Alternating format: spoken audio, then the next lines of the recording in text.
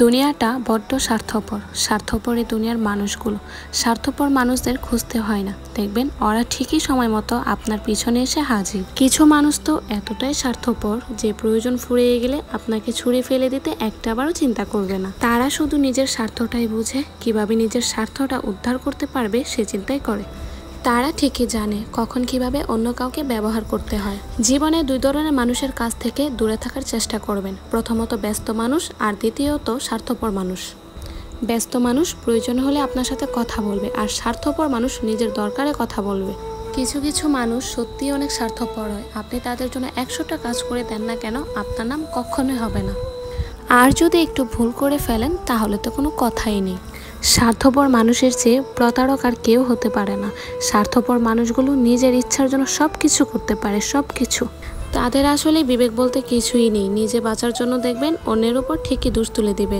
আচ্ছা, ক্ষণস্থায়ী এই জীবনে এরকম করে কি লাভ বলুন তো? দিন শেষে সব কিছু রেখে তো আমাদের চলে যেতেই হবে আপন ঠিকানায়। বাড়ি ঘর, আত্মীয় স্বজন সবাইকে ছেড়ে চলে যেতে হবে অনেক অনেক দূরে, যেখান থেকে কেউ চাইলেও আর কখনো ফিরে আসতে পারবে না।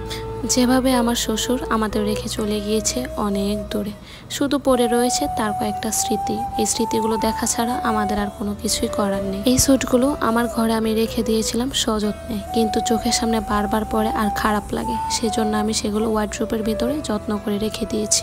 এই জিনিসগুলো আমার কাছে থাকবে সারা জীবন। আমি সারা জীবন ওনার স্মৃতিগুলো যত্ন করে রাখবো। এই তো দেখেন কি শখ করে বাড়ি বানিয়েছিল, কত কিছু তৈরি করেছিল, কিন্তু এই বাড়িতে বেশি দিন থাকার মতো কপাল আর ওনার হলো না। আমাদের এই জীবনের 1 মিনিটের গ্যারান্টি কিন্তু কেউই দিতে পারবে না, কিন্তু আমাদের এই জীবন নিয়ে আমাদের কতই না অভিযোগ। ছোট্ট এই জীবনটা নিয়ে আমাদের কতই না অহংকার। আজকে মারা গেলে কালকে কেউ আর আমাদের মনে রাখবে। যাই হোক, আজকে আপনাদের মৃত আপু আপনাদের সাথে অনেক কথাই বলে ফেললো। কিছুক্ষণের জন্য আবেগপ্রবণ হয়ে গিয়েছিলাম।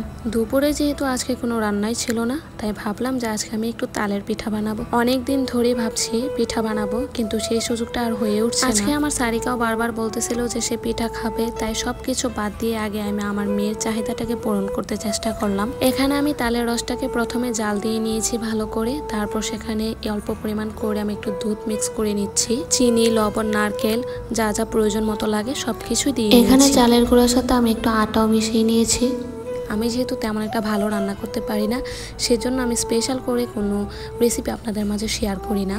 পুরো মিশ্রণটাকে আমি ভালো করে হাত দিয়ে মাখিয়ে নিয়েছি। তারপর তেল গরম হয়ে আসলে এভাবে ছোট ছোট করে আমি পিঠাগুলো বানিয়ে নিয়েছি। পিঠাগুলো দেখতে সুন্দর না হলেও বিশ্বাস করবেন কিনা জানি না, পিঠাগুলো খেতে কিন্তু বেশ মজাই হয়েছিল।